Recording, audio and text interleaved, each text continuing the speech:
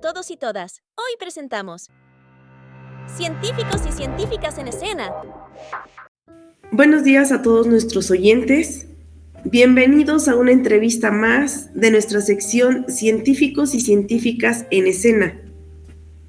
Yo soy la doctora Ivette González Palma y el día de hoy tenemos la fortuna de que nos acompañe el doctor Carlos Artemio Coelho Coelho. Doctor, ¿cómo está usted? Bien, gracias. Buenos días. Buenos días. Qué gusto tenerlo con usted y pues muchas gracias por aceptarnos la invitación y poder platicar con usted un ratito. Un placer. Gracias, pues me gustaría iniciar esta entrevista preguntándole quién es el doctor Carlos Coelho. Es una buena pregunta. Pues yo me considero como una persona curiosa. Siempre tuve mucha curiosidad por entender cómo funcionaban las cosas y creo que esa curiosidad fue lo que me llevó a una carrera científica, aunque yo empecé como ingeniero civil y después me moví a computación. Y considero también que he sido una persona muy afortunada. Creo que he logrado muchas cosas gracias no tanto a mi trabajo individual, sino al trabajo que han hecho mis estudiantes a lo largo de mi carrera. Y en ese sentido me considero una persona realizada, satisfecha con lo que hemos logrado en mi grupo de investigación y con el trabajo que realizo. A mí realmente me gusta mucho mi trabajo. Soy un tanto adicto al trabajo porque me gusta lo que hago. No es algo que yo sienta como martirizante o extenuante. Realmente es algo que a mí me fascina, que me agrada mucho y me considero una persona muy afortunada también por eso. Excelente. Y cuéntenos, ¿dónde nació? Yo nací en una ciudad muy pequeña que se llama Tonalá, en Chiapas, es el sur del sur. Nací ahí por cuestiones circunstanciales, porque ni mi padre ni mi madre eran de Tonalá. Ellos vivieron en la Ciudad de México en los años 60. Mi hermana nació en la Ciudad de México. Los dos son de Chiapas, pero no son de Tonalá. Y después, por cuestiones circunstanciales, cuando regresan a Chiapas, deciden asentarse en Tonalá. La verdad es que no sé bien las razones por las cuales ocurrió eso. Y yo estuve en Tonalá hasta los 5 años de edad. Y a los 5 años, mi familia se mudó a Tuxtla Gutiérrez, a la capital. Entonces, la verdad es que casi no tengo recuerdos de Tonalá. Recuerdo mi vida en Tuxtla Gutiérrez porque ahí cursé la primaria, secundaria, prepa y la universidad. Y todavía tengo algunos amigos. Mi hermana vive en Tuxtla Gutiérrez, mi madre también. Mi padre falleció ya hace 14 años. Pero mi vida, digamos, la hice en Tuxtla Gutiérrez, pero nací en Tonalá, que es tiene una población como de 10,000 habitantes, muy cerca de la costa de Chiapas, un lugar muy caluroso. Ahí fue donde nací. Perfecto, Chiapas, un muy bonito lugar. Y díganos, ¿dónde realizó sus estudios? Bueno, yo hice la licenciatura en la Universidad Autónoma de Chiapas. En aquel entonces, yo estudié del 85 al 90 la licenciatura. Yo realmente cuando terminé la prepa no sabía qué cosa quería estudiar. Y por eliminación, digamos, elegí ingeniería civil y en parte porque mi padre era ingeniero civil, pero no era realmente lo que yo buscaba. Y fue pues una cuestión de casualidad, digamos, de suerte, por la cual yo descubrí la computación precisamente en el verano de 1985, cuando estaba a punto de iniciar los cursos propedéuticos de ingeniería civil. Mi padre me regaló una computadora, ignoro las razones por las cuales lo hizo, nunca lo supe, y mi primer contacto con una computadora fue lo que me permitió saber que eso era lo que yo quería hacer. Por diferentes razones yo ya no pude dejar la carrera de ingeniería civil y cambiarme a una carrera de computación, pero también debo decir que en esa época no existía ninguna carrera de computación en Tuxtla Gutiérrez. O sea, yo hubiera tenido que irme a otra ciudad, muy probablemente a la Ciudad de México, para poder estudiar computación. Así que estudié ingeniería civil porque no sabía qué estudiar, pero como ya cuando terminé la carrera sí sabía que quería estudiar computación, pues ya el posgrado sí lo hice en computación, la maestría y el doctorado. Creo que la vida le iba diseñando ya su caminito con todo esto de la... Sí, algo así. Sí, sí, sí. Bien, y díganos, ¿actualmente dónde trabaja? Trabajo en el CINVESTAB, que tiene un nombre muy largo, Centro de Investigación y Estudios Avanzados del Instituto Politécnico Nacional. Estoy en Zacatenco, que es el campus principal. El CINVESTAB tiene 9 unidades en los estados y en la Ciudad de México tiene una unidad en el sur y Zacatenco, que está en el norte de la ciudad. Trabajo en el departamento de computación, pero cuando yo ingresé al CINVESTAB en el 2001, no éramos departamento, éramos una sección del Departamento de Ingeniería Eléctrica. La separación ocurrió en el año 2006. Ah, perfecto. Y díganos, ¿cuál es tu línea de investigación? Yo trabajo en computación evolutiva, fundamentalmente en optimización, se llama optimización multiobjetivo, en problemas no lineales. Optimización multiobjetivo se refiere a resolver problemas que tienen 2 o más funciones objetivo, pero que están en conflicto entre sí. O sea, mejorar uno implica empeorar al menos otro. Esos problemas, por su naturaleza, generan un conjunto de soluciones, no una solución única. Y en el caso general, no existe un algoritmo que pueda garantizar encontrar los óptimos globales. Es, digamos, un área abierta de investigación. Yo he desarrollado sobre todo diferentes metaheurísticas bien inspiradas, diferentes tipos de algoritmos bien inspirados para resolver problemas de optimización multiobjetivo. Es una línea de investigación muy interesante. Y bien, díganos, ¿cuál es su parte favorita de todo esto que nos cuenta? Pues yo creo que como científico lo más fascinante que existe es descubrir cosas nuevas. Creo que la mayor satisfacción, y eso no es no es exclusivo de los científicos experimentales, ¿no? que hacen sus descubrimientos en un laboratorio, también alguien que desarrolla algoritmos de repente descubre cosas importantes, cosas interesantes, y creo que la satisfacción de resolver un problema difícil, un problema que otras personas no pudieron resolver antes que nosotros, es algo incomparable. Eso y la satisfacción de formar a las nuevas generaciones de científicos y lograr ver cuando ellos tienen sus propios logros, cuando consiguen cosas ellos mismos, cuando generan sus propias ideas ya como investigadores independientes. En lo personal, para mí, esas son las 2 grandes satisfacciones de ser científico. Excelente. Y díganos, ¿cuál fue el principal obstáculo que enfrentó en su carrera? Pues mi formación. La formación. De ingeniero civil, sí. Cuando yo me fui a Estados Unidos a hacer la maestría en Ciencias de la Computación a Tulane, en Estados Unidos existe Computer Science y Computer Engineering.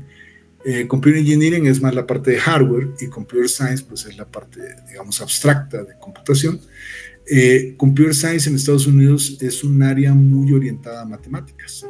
Entonces yo el gran problema que enfrentaba cuando llegué a Estados Unidos es que mi formación en aspectos más formales de matemáticas era muy deficiente. En mi época la ingeniería civil, al menos donde yo estudié, la enseñaban de manera pues muy empírica, ¿no? Pues no es que no supiera álgebra o trigonometría, pero lo que yo necesitaba saber eran cosas que nunca aprendí pues en la licenciatura. Por ejemplo, hacer demostraciones por inducción, cosas de ese tipo, que era algo que sí aprendían los estudiantes de licenciatura en computación en Estados Unidos, pero yo no tenía ese conocimiento. Entonces, cuando llegué, esa parte fue la más difícil, aprobar los cursos de teoría de la computación, de análisis de algoritmos, que requerían pues una formación que yo no tenía en cuestiones de matemáticas. Tuve que aprender todo eso sobre la marcha, pero después eso me abrió mucho los ojos. Fue para mí una enorme satisfacción, porque una vez que pude aprender esos conceptos y que aprendí a usarlos, eso me dio una visión mucho más amplia de las ciencias de la computación, de la que creo que incluso tenían compañeros míos que sí cursaron una licenciatura en computación. Entonces sí fue algo difícil, pero pero creo que era necesario, pues era un sufrimiento necesario para poder entrar de lleno a formarme como un científico de la computación.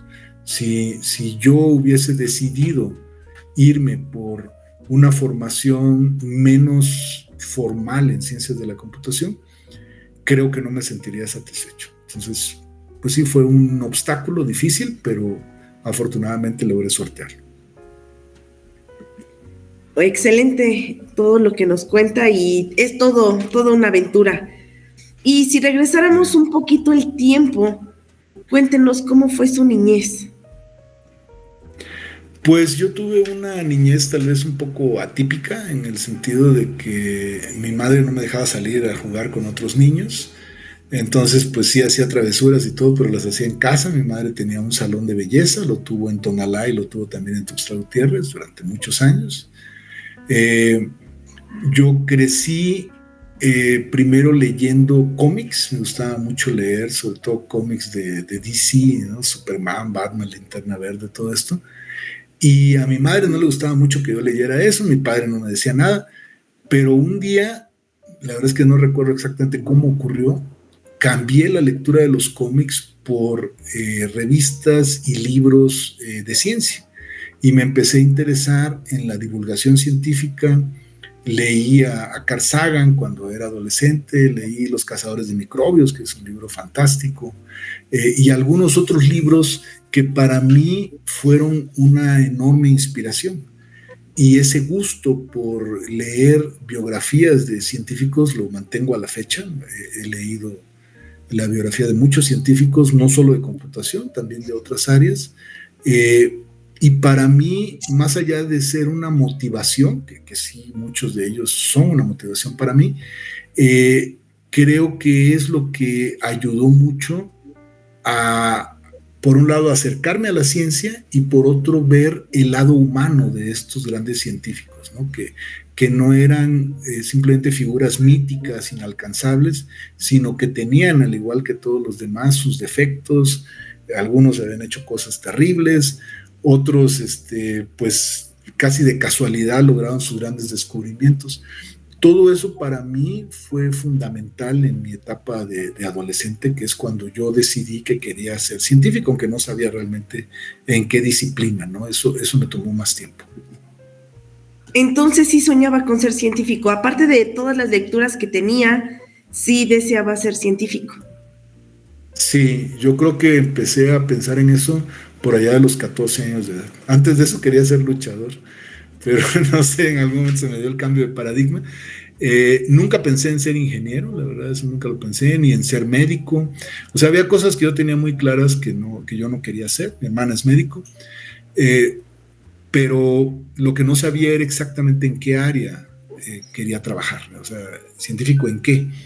Y cuando descubrí la computación, supe que quería ser científico en computación y después, así como tuve mi acercamiento, digamos, por serendipia a las computadoras en el 85, en los 90, cuando estaba en Estados Unidos, tuve otro evento similar, pura casualidad, con el que descubrí la computación evolutiva y supe que eso era lo que yo quería hacer el resto de mi vida.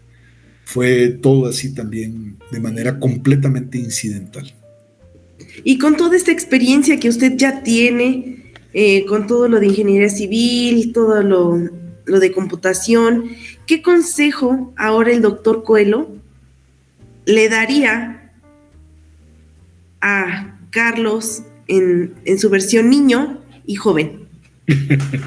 Pues le diría que tuviera paciencia. Yo era muy impaciente cuando estaba más joven.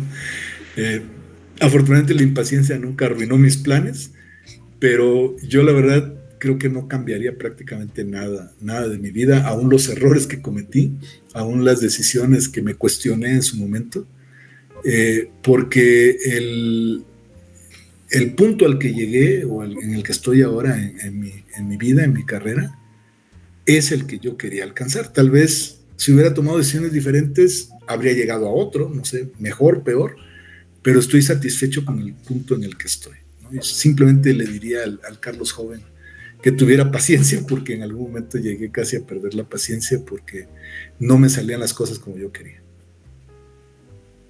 Ok, muchísimas gracias por esta parte de recomendarnos la paciencia. Y dígame, ¿actualmente tiene algún hobby? Sé que usted lee, todo el tiempo está haciendo investigación, pero ¿cuál es su hobby? Pues he tenido a lo largo de mi vida pocos hobbies. La lectura, por supuesto, es uno de ellos, la lectura de cosas no científicas. Eso lo dejé de hacer varios años porque estaba muy ensimismado en mi trabajo y no me daba tiempo. Otro de los hobbies que he tenido es el cine. Me gusta mucho ver películas, más que nada en el cine, aunque también he visto en la televisión. No soy tanto de series, que sí he visto algunas, me gustan más las películas. Ciencia ficción, películas de terror, eso me gusta mucho. Y a lo largo de mi vida, en algunos momentos tuve algunos hobbies que ya no tengo. Por ejemplo, llegué a jugar un poquito de, que le llaman, creo, racquetball. También corría en otra época, ya no lo hago desde hace mucho.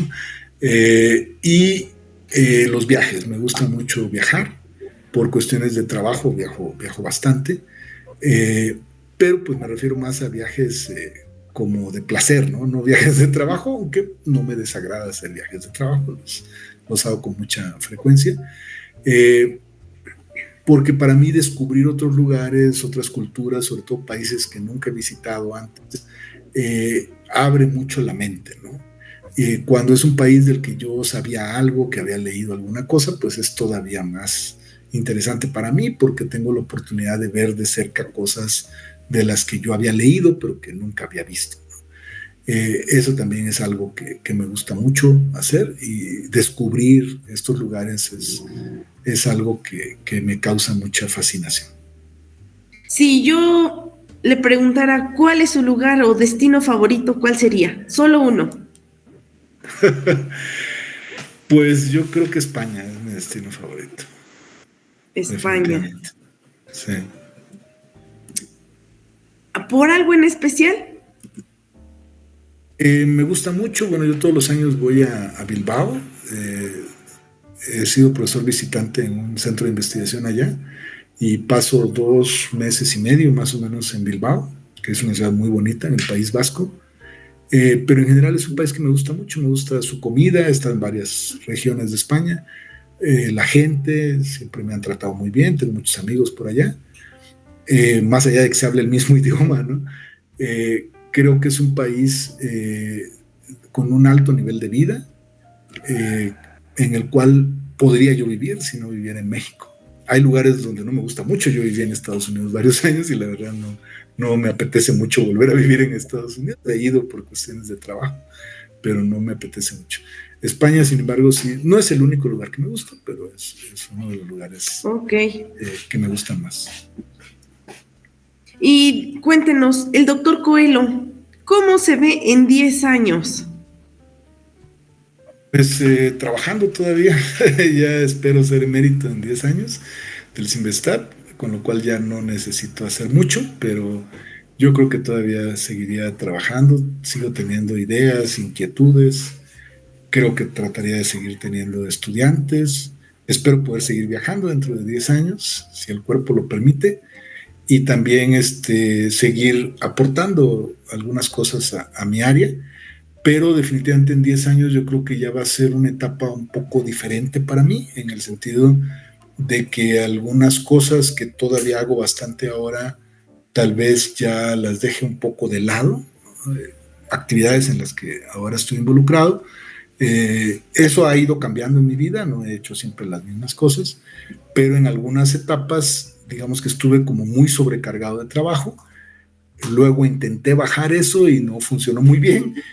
Ahorita más o menos lo he tenido bajo control, pero habría cosas que seguramente sí disminuiría en mi carga de trabajo para llevar una vida más tranquila, disfrutar más pues, de mi vida personal, de estar con mi pareja, el tener una vida un poco más tranquila, ¿no? No que mi vida no sea tranquila ahora, pero sí tengo periodos que son pesados, pues, ¿no? Que tengo muchos viajes, muchas actividades, y bueno, pues lo hago porque lo puedo hacer todavía, pero en algún momento yo creo que ya va a ser muy cansado hacerlo, ¿no? Sobre todo cuando se involucran viajes largos. Yo voy, por ejemplo, con cierta frecuencia a China, y a veces me ha tocado que regreso de China, estoy 1 o 2 días en México y luego me tengo que ir a Europa. Entonces es bastante pesado. Es algo que no voy a poder hacer definitivamente el resto de mi vida. Espero dentro de 10 años todavía poder hacerlo, pero esas cosas es complicado, ¿no? Otras ya las he abandonado. Antes yo revisaba muchos artículos de revistas, por ejemplo, ahora ya casi no reviso. Actualmente soy el editor en jefe de una revista, pero eso ya se termina el año próximo, eso ya no lo vuelvo a hacer tampoco. Organizar congresos grandes lo hice en alguna época, ya no tengo interés en hacerlo. Entonces sí, algunas responsabilidades, digamos, las he ido dejando de lado, y otras como que planeo dejarlas en los próximos años, ¿no? Seguiré activo, pero involucrado en menos cosas. Ese es mi plan. Sí, claro, todo es un proceso donde llegan actividades, se van actividades y pues aquí seguimos. ¿Podría darnos un mensaje a la audiencia para invitarlos y se interesen en este ámbito tan bonito que es investigar y ser un científico? Sí, claro. Pues el mensaje que les daría a los jóvenes es, primero, que se interesen en la ciencia, que vean si tienen aptitudes. Obviamente no todo el mundo se va a interesar, no todo el mundo tiene aptitudes para la ciencia, pero si sí se interesan y si sí creen tener aptitudes, que tengan la consistencia que se requiere para salir adelante. En general, a todos los jóvenes siempre les recomiendo que hagan un plan de vida. Creo que en México la gente no está acostumbrada a planear su vida, y eso a veces, pues, hay gente que se queja de no logré llegar a tal cosa, y yo les pregunto, pero hiciste un plan para llegar a eso, ¿no? O sea, si no hicieron un plan, ¿cómo esperan lograr algo, ¿no? Entonces, quien espera lograr algo, creo que tiene que planear acciones que de alguna manera nos traten de llevar a eso. Yo hice un plan desde muy joven de mi carrera, como quería que fuera, mi carrera científica, y hasta ahora he cumplido pues casi todo lo de ese plan.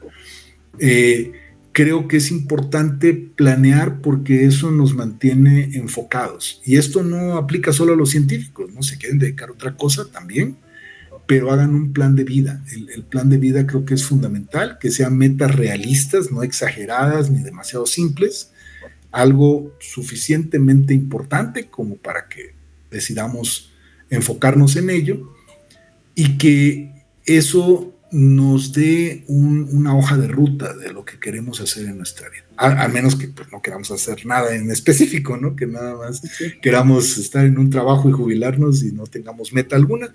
Pero quien tiene metas, creo que es importante trazar un plan para llegar a esas metas. No se llega por casualidad ni por suerte, es producto del trabajo en general. Sí hay elementos fuera de nuestro control, que esos no hay nada que podamos hacer para lograrlos, o si no los logramos, para que las cosas ocurran de una mejor manera. Eso son variables fuera de nuestro control, pero hay otras que sí controlamos y que yo creo que con un buen plan pueden manejarse adecuadamente. Entonces, eso es la sugerencia. Necesitamos más científicos. La ciencia no es un área que nos deje mucho dinero, pero sí nos deja muchas satisfacciones. El resolver problemas es algo que para mucha gente es innato, y a veces es un desperdicio que muchos de estos jóvenes que tienen enorme potencial, enorme talento, deciden no hacer una carrera científica. Eso pues es entendible, pero sí se requieren más científicos, sobre todo en un país como México. Muchísimas gracias, y pues a todos nuestros escuchas agradecemos la presencia del doctor Carlos Artemio Coelho, que nos regaló un poquito de su tiempo para platicarnos y compartir un poco de su vida. Muchas gracias, doctor. Gracias. Por el tiempo, por la experiencia, y bueno, pues a todos estaremos subiendo más historias y entrevistas con grandes investigadores aquí en nuestro canal. Y no se olviden que la SOCIVI es un interlocutor de la biotecnología que acerca a la ciencia y a los científicos a la sociedad. No dejen de seguirnos en nuestras redes sociales. darle like y compartir. Hasta pronto. Muchas gracias por tu visita a nuestro canal. Y recuerda que la SOCIBI es un interlocutor de la biotecnología que acerca la ciencia y a los científicos a la sociedad. No olvides suscribirte y darle me gusta, y así seguiremos comunicando la ciencia. Hasta la próxima.